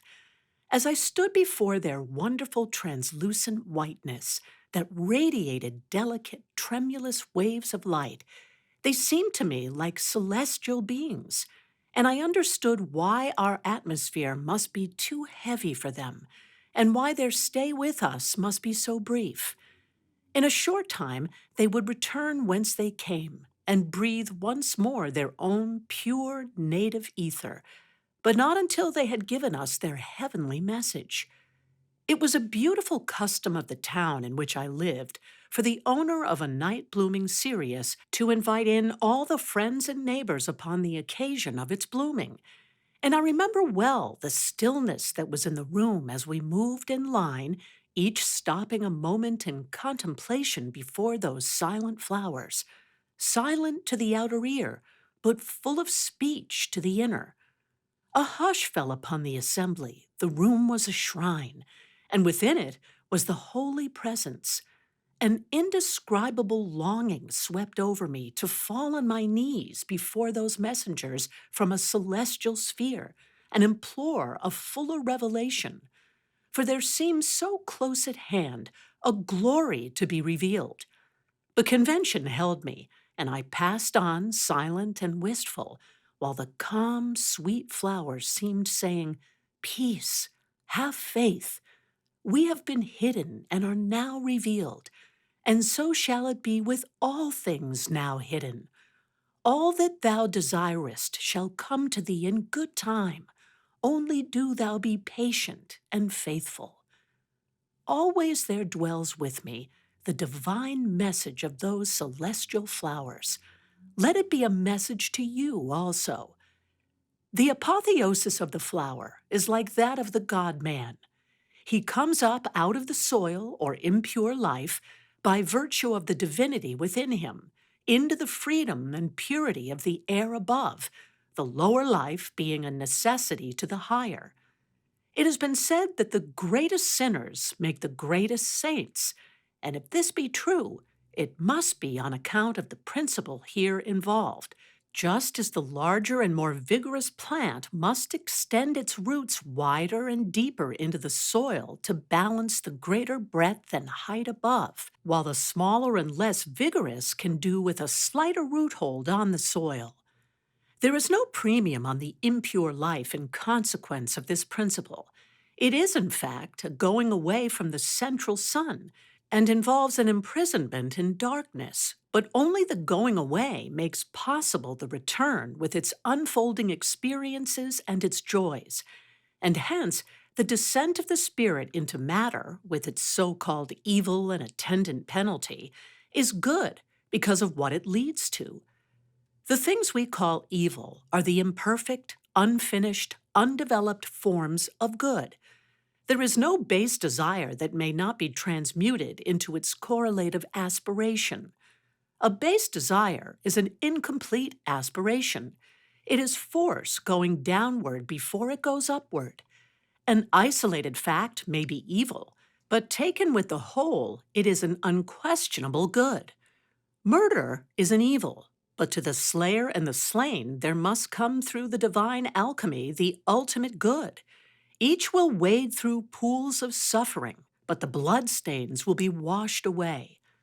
A fiery newborn planet, seething upon its orbit, is an evil thing compared with that same planet when it has reached its productive period. But from the first, it holds all good and beautiful things in its bosom. They are there, but concealed.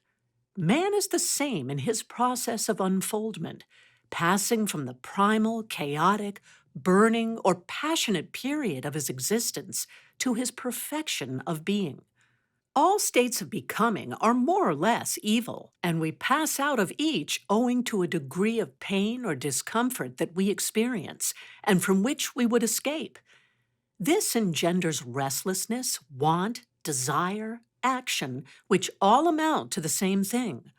All are forms of discontent, signifying emptiness, vacuum, a lack of contents, a state in which the mind does not contain or hold within itself something which it desires. It is hungry and seeks fullness, reaching out into its environs for impression and experience. This is the secret of action, the secret of evolution, the secret of becoming. There are two methods of teaching in the New Thought, each repudiating the other as false. One busies itself with expounding the active I do side of life and ignores the changeless I am, while the other recognizes only the I am and ignores the I do. These contending factions remind me of the old fable concerning two knights who approached a trophy shield from opposite directions. One side of the shield was gold and the other silver. Thus, each knight, seeing but one side, was led to dispute with the other about the metal composing it, until from words they came to blows, when luckily, just at this juncture, a third knight appeared upon the scene, to whom the dispute was referred. This knight had wisdom enough to look on both sides of the shield, and then informed the disputants that the shield was gold upon one side and silver upon the other. The I am and the I do factions are each right so far as each goes, but neither is telling more than half the story, leaving the other half untold. The I am faction claims to be perfect now, to have all things now, and to it there is no past or future, for all is in the eternal now. This is wholly unintelligible to the I do faction, which traces its origin back to protoplasm and finds its whole life proceeding from that beginning. It deals with the unfolding or evolution of form, but says never a word of the infolding or involution of that which produces form. It sees life as action, and action only. The Radiant Center teaching covers the entire ground held by both factions, recognizing evolution as a fact and acknowledging the existence of a something in man that does grow or evolve. It also recognizes something in man which does not grow, which is always the same, permanent, and unchanging. Something which always is and never becomes. Something which produces action but is not involved in it. If we see only action in life and lose sight of the calm center of being, we are drawn into a maelstrom and are whirled ceaselessly about in a round of mental activity without repose or mastery. But when we see in thought the calm, unchanging center, the mental activity converges toward that center, becomes stilled, and then goes forth from that center with a new, direct, and purposeful impulse. It goes forth from the master, and is therefore masterful. There is an energy of position, and this sort of activity, coming as it does from the energy of position, acquires a power unknown to the motion of the maelstrom. It goes out straight from the center instead of being whirled helplessly about. So long as there is expression, there must be an I do and an I am behind the I do. I, as the I am, strong in the consciousness of my oneness with the center of being, can establish an activity greater than is possible to me when I see myself only from the I do viewpoint. I thus establish a spiritual activity from the I am that is not sickly, puling, white-faced asceticism falsely called spirituality, but a healthy, full-blooded, muscular, intense, warm, living, vital spirituality, which is the true thing and not its counterfeit. A glorified humanity with God in it instead of out of it comes from the all-roundness of vision that sees the I am in its relation to the I do, and then lives the life thus typified, a life strong at the center and free at the circumference. This is the life of the perfect human, a life possible to you and to me. Chapter 9. All power is yours. Why are you poor in the midst of plenty? There must be some reason for it, for nothing exists without a reason for existence. There is a law of cause and effect, and every effect comes from its cause. You may think you are poor because of the existing order of things, but in my opinion, the existing order gets blamed for more than it deserves. For if it were wholly to blame, all men would be poor, whereas people of force attain success in spite of the existing order of things. In a sense, it is responsible because you and I and others make up the order of things. Because we are what we are, it is what it is. Because we are mentally weak-kneed, bandy-legged, and cross-eyed, we twist up the order and get it all awry. When we straighten out ourselves, we shall straighten out the existing order, for we produce that order from day to day. Just so long as we mentally place power outside of us instead of within, we shall continue in the weak-kneed state and get no hold on the eternal energy which lies within us and awaits our call to spring to action. Independence ought to mean to the metaphysician just what the word independence implies, a dependence on something within. Instead of that, our tendency is to look outside for that which we wish to come to us. I believe with Emerson, he who knows that power is inborn, that he is weak because he has looked for good out of him and elsewhere, and so perceiving, throws himself unhesitatingly on his thought, instantly rights himself, stands in erect position, commands his muscles, works miracles, just as a man who stands on his feet is stronger than a man who stands on his head. I tell you, friends, the existing order of things has nothing to do with our misfortunes and our poverty if we but exert ourselves to rise above them. Nothing can drag us down but ourselves. No circumstance can press us down if we have the will to rise. If you have learned the truth inculcated in these lessons, if you can see yourself as a ray proceeding from the central energy, if you can realize that in that central energy, all things that you would do and all that you would be exist potentially, and that you can call them forth from within, you are then standing squarely on your feet, with head erect, chest well up, lungs inflated, and power in your right hand. The existing order of things, be it what it may, has then no power over you, for by your mental attitude you have cleared a space for your energies and made a place for yourself in the world's activities. Picture yourself as standing thus, and so great is the effect of mental imagery that before long your mental image will become an external reality.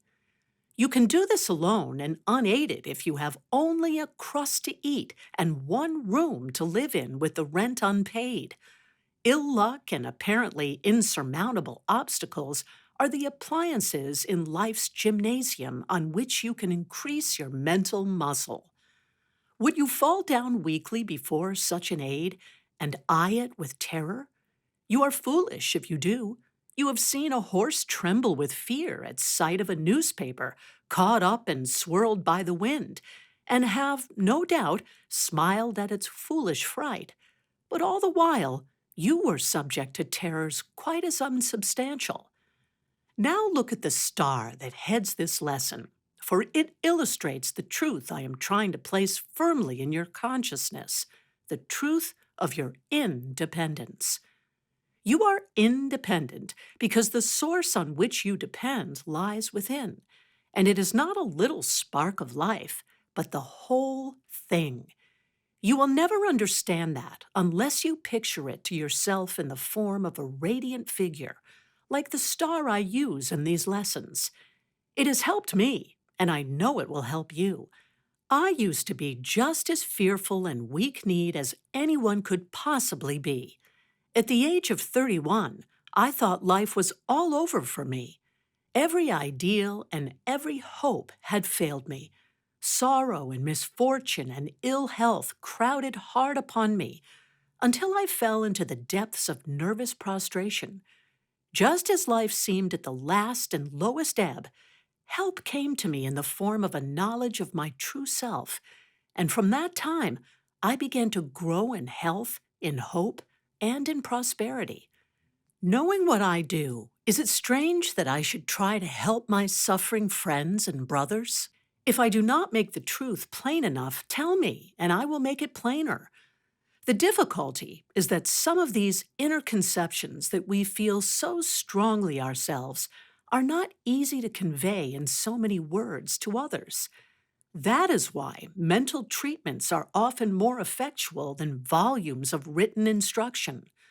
Thoughts are apprehended by the subconscious that cannot be conveyed by word to the conscious mind.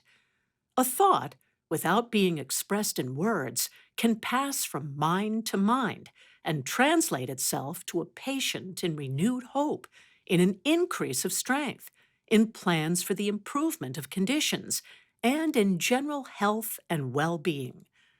I am often asked if the radiant center of being is a reality. It is. It is the only reality. It is living substance. It is power.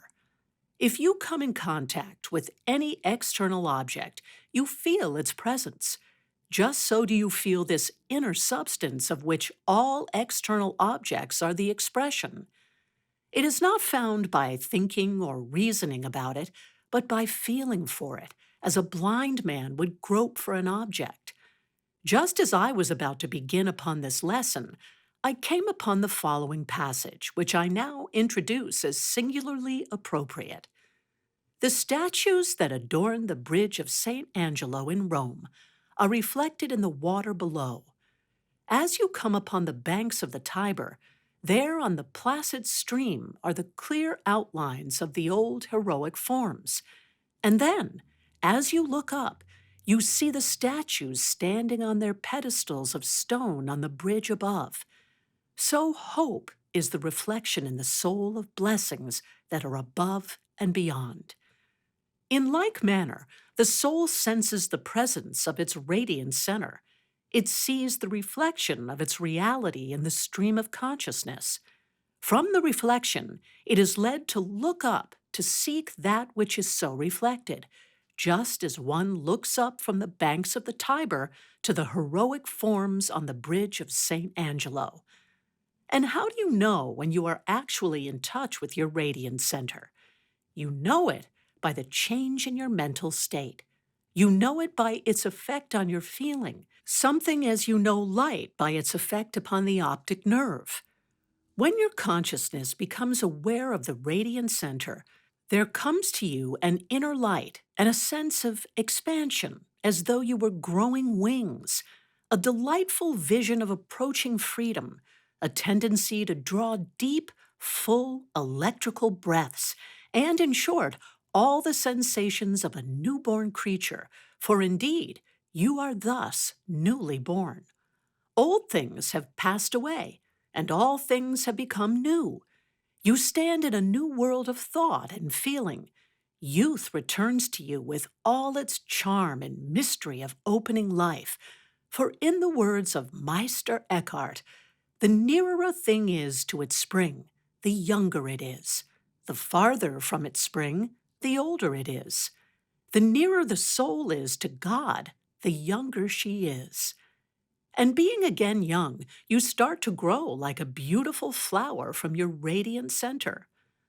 Others may seek by much reasoning to understand the mystery of life. It is enough for me to live it.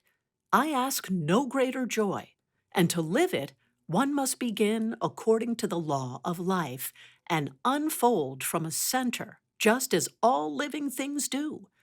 From the smallest to the greatest organism, this law regulates growth and life. All else is a dead mosaic. You are not a mosaic, but a living organism. Growth may be arrested in you, and you may need a new influx of life. Will it come to you? Yes, for the seeking. Mental treatment does not convey life to you from the outside. It arouses your own life from within. Your life is your own, and no mental healer can confer it upon you, for it is yours already. That life lies sleeping as life sleeps in a seed before it is awakened and begins to grow. The seed of a new life lies within you, and when it is aroused to action, you will have a feeling of power within yourself, and this feeling is power, for to feel power is to have power. Power is within, and all power is yours. Chapter 10: The Author's Experience in Realization of Desires. If I were asked by what standard I judge of any system of teaching, I would reply that its merit is to be estimated by the amount of joy it brings to the world. I think there is no better or truer test. All religions, no matter though their central idea be self-denial or self-sacrifice or penance, hold out the hope of a future joy. Without this, they would instantly and forever lose all power over the hearts of men. The fact is, men make their own religions, and they make them in accordance with the brain material they have evolved. Back of the minds of men stands the great reality, but it stands unexpressed to the human consciousness only so far as that consciousness is able to receive, apprehend, or interpret.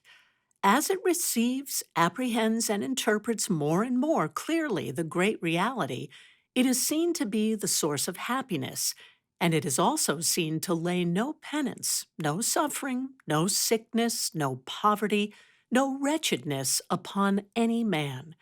It does not even inflict present punishment as a means to future blessedness. Whence come then the suffering, the sickness, the poverty, and the wretchedness? They are incidents or attendants of growth, and mark the soul's passage toward the light. I will venture to assert, on the strength of a law running through all nature, that every growing thing feels pain and lack and oppression in the earlier stages of its growth. The little seed speaks not of the weight of earth upon its bosom, or of the darkness in which its life is enshrouded, but I know it feels them very much as we might, only in lesser degree. It feels them as unhappy experiences in its growth, but they are happily all forgotten when it gains its freedom in the air and light above. Air and light stand for the seed's apotheosis, its heaven, and this heaven is attained very much as we attain our heaven by growth and endeavor, by aspiration and unfolding. Surely the apotheosis of a plant cannot mean more than that of a human soul, and by virtue of the law of compensation, a happiness awaits us all that is commensurate with our pain. It is written on all things, as well as in our hearts, as a truth of life. The hope of heaven is as universal as life itself. Wherever there is a human mind, there is an idea of heaven, and the idea is a reflection of reality. Our mistake has been in placing that heaven too far away, but this merely shows the childish belief of the race with its tendency to live in the outer world and its inability to look within. I can well remember the time when I was utterly dependent on the happenings of a day for my enjoyment. My first thought on awakening in the morning was, I hope something pleasant will happen to me today. I looked continually to some external stimulus for my happiness, and need I say that I was as continually disappointed? Every draught of happiness had its bitter dregs, which I seemed forced to drink, and every flower of enjoyment its canker at the heart, so that it withered and drooped in my hand. Life seemed hard and cruel, while over all a grim deity held sway, a deity whose purpose seemed to beat and crush me into subjection. I had not then discovered that souls are only crushed upward.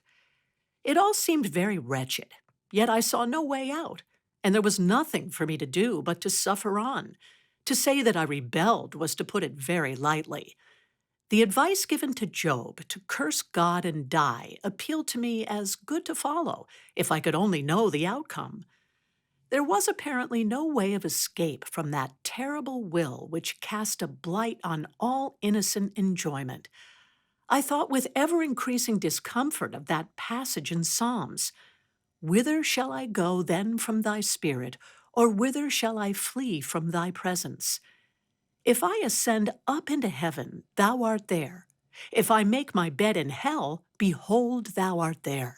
If I take the wings of the morning and dwell in the uttermost parts of the sea, even there shalt thy hand lead me, and thy right hand shall hold me.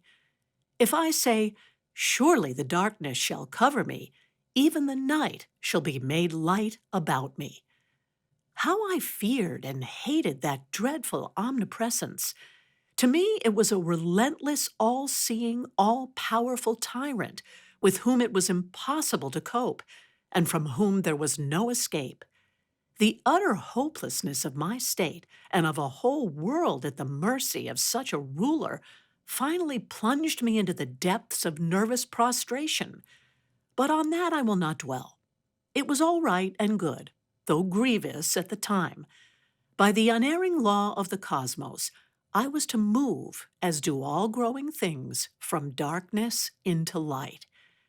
If your mental state is dark, dear friend, it leads to light. The experience of the seed is yours. You and the seed are one in the universal process of growth, and what is true of it is true also of you. From darkness to light, from pain to joy, is the line of growth.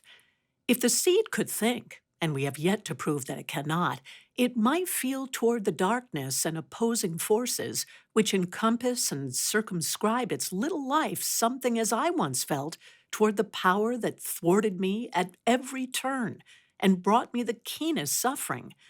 I did not know that it was God's method for bringing out my inner resources. The seed reacts unconsciously against pressure and will not be held down. In other words, it is crushed upward. Man is just beginning to learn the meaning of the crushing process, and the God power within him is now beginning to assert itself, and it rises to heights proportionate to the weight laid upon it. In his beautiful book, Five Windows of the Soul, Professor Aiken says something of the sea anemone that illustrates the widening vision of the soul.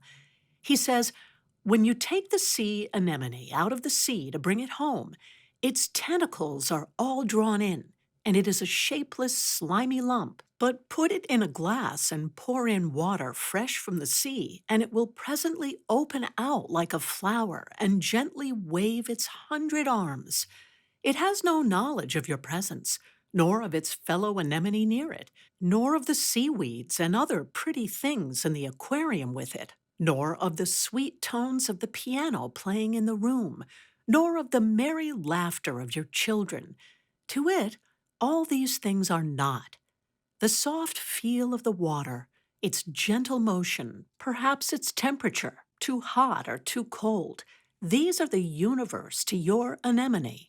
But drop a small empty shell into the water so that in sinking it will touch the point of one tentacle, and instantly that tentacle closes on it.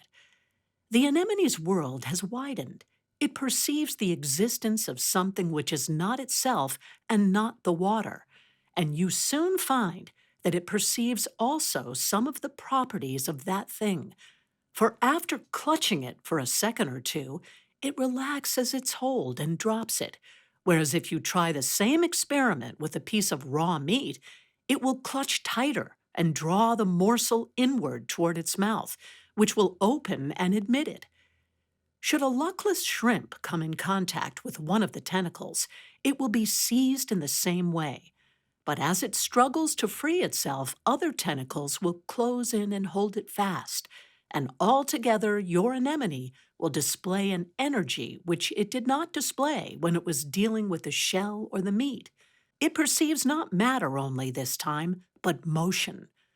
Assuming, then, that the anemone has consciousness, we find that it has perceived the existence of matter, not itself, and of some of the properties of matter, resistance, hardness or softness, and weight, also of motion. So far, it has penetrated into the mystery of things. Now it occurs to me that our position in this world is very like that of the anemone. Our life is a continual attempt to penetrate the mystery of things. The anemone, in its small way, as it reaches out with its tentacles and touches the things of its narrow world, is realizing just as truly as are we when we reach inward after that which is unseen, but nonetheless real. Many things are invisible to the anemone, other things are invisible to us. As the anemone is unconscious of the music of the piano and the voices of the children, so are we in the presence of wondrous and beautiful things which we know not. If our senses were fine enough, we might see and know much that is now virtually non existent to us. For, like the anemone that grasps the meat and the shrimp while unconscious of the music and the voices, so do we fail to come in touch with or realize much of the world about us. As the world of the anemone widens, so does ours. In both, it is a growth in realization. It is touching more of the outer and inner world. The anemone does not think as we think, and yet it distinguishes between the objects in its world of consciousness. It knows that the shell is not the meat, and that the meat is not the shrimp, although it cannot spell the names we have given to each. How does it know? It realizes the thing itself instead of merely its name. To realize is to make real, and whether we seek the inner life or the outer, we should make our world more real through feeling it, through coming in actual touch with it. I have seen a simple soul filled with a joy and peace which a brighter intellect might envy and seek in vain. The simpler soul had found and touched that which no argument reveals and no process of reasoning brings closer to the perception. Does it require an argument to prove to you that you exist? Can any word or series of words convey to you the fact of your existence? No. You simply feel that you exist. You may have reached that feeling through a long line of experiences in which thought played an important role. Still, the result of it all is feeling just the same, and that feeling is realization. Starting with a realization of your own being, which realization you possess now, is it so difficult a matter to extend that realization and see that being of yours widen and widen until it exceeds all your past conceptions?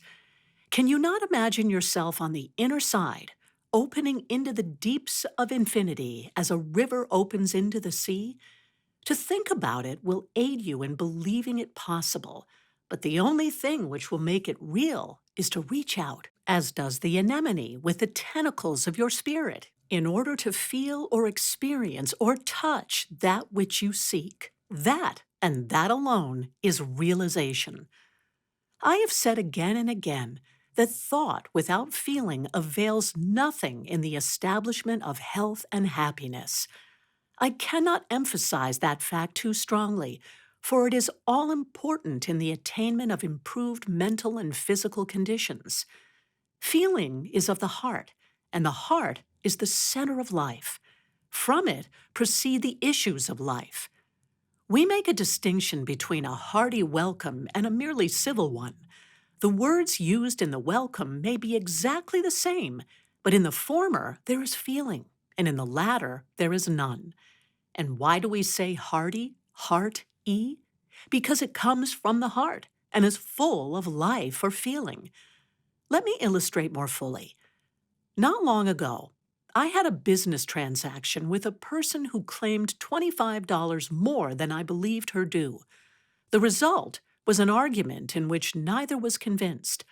I positively knew that I had justice on my side, and so one day I sat down at my desk in judicial mood.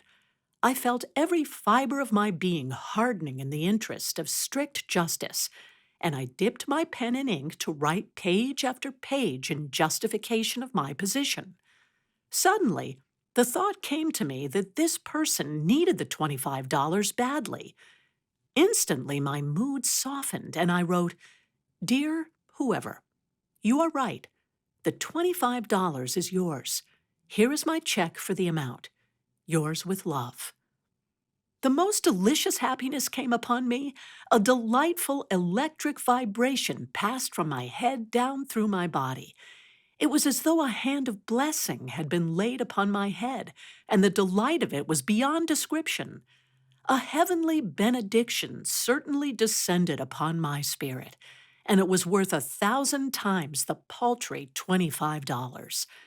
But why did I say, "You are right, the $25 is yours"? Simply because I felt that down somewhere in the subconscious stratum of our natures, there is registered a different account from that which shows upon the pages of our daybooks and ledgers, and in that subconscious account, it may be seen that some of the things that seem to belong to us really belong to others. The heart may know more than the mind does about the hidden account, and in that case, feeling can move us to the deepest, truest ends of justice. Had I said, "You are wrong, but I will send you the money to end the controversy," I should have placed a canker in my note that would have eaten out the joy it was to carry to that other heart. I speak of this to show the difference between thought and feeling. I thought the $25 belonged to me, but I felt that it belonged to the one who needed it more than I did. Who shall say that this prompting of my heart was not a forecast of that day of brotherhood when we shall not draw hard and fast lines about ourselves, our rights, and our possessions? If we desire the pulsing life from the heart of the universe, we must become one with it, and we cannot become one with it while we shut our brothers from our hearts. When I made the interests of another my own and covered her need with my supply, the spirit of love gave me benediction. In fulfilling the law of love, more life was poured upon me, for the law of life is love. The diagram at the head of this lesson is a flower. It as truly represents a radiant center as does the star, as you will see if you examine it, and it was suggested by these lines in Edward Carpenter's Love's Coming of Age. He speaks of his belief in a society to which we all in our inmost selves consciously or unconsciously belong. The rows of souls that Dante beheld in paradise, whose every petal is an individual, and an individual only through its union will all the rest, the early church's dream of an eternal fellowship in heaven and on earth, the prototype of all the brotherhoods and communities that exist on this or any planet. The innumerable selves of men, united in the one self, members of it and one another, like the members of one body, stand in eternal and glorious relationship, bound indissolubly together. In concluding these lessons, I have changed the diagram from the star to the flower, because I wished to throw a more definite and living beauty into the conception of oneness. For while the star radiates life in the form of light, this is not fully expressed in a purely geometrical design. Nothing appeals to the heart and stirs it to new life like an organized form of beauty, and the thought of unfolding like a flower from the center of divinity must be an incentive to better and more beautiful living. The form, the color, the aroma of a flower delight us through the senses, it is true, but at the same time, there is a subtle and unrecognized appeal to the inner life, because the still small voice of divinity is really saying through the flower, "Behold me in this, my symbol. I am at the center, and I am at the circumference. I am God at the center of the rose. I am man in its petals, and beside me there is none." To feel this, dear friend, is the first step in realization. It is not so difficult a thing. We are accustomed to look upon the things external as real, the things that can be seen and touched. whereas it is the unseen that is real. We have developed crude senses by which we see and touch these external things, and it remains for us to develop finer senses by which we feel the inner things. A seer once said, "The things which are seen are temporal, but the things which are not seen are eternal." Realization means to draw the externalized consciousness back to the center, where it touches or is conscious of the spirit of power. It means to remain calm and serene at the center while also reaching out in healthful activity. To find this place in consciousness, so peaceful, so masterful, so creative, so blessed, is the entire end and aim of these lessons in realization.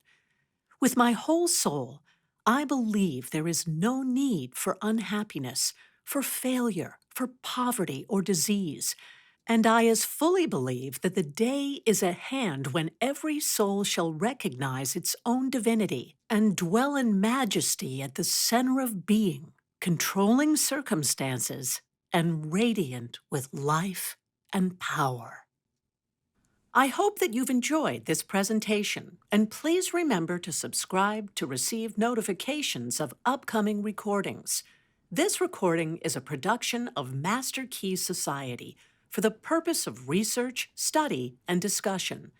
The views and opinions expressed in this book belong to the author and may not always reflect those of Master Key Society or its affiliates. The video and audio is copyright 2024, Master Key Society.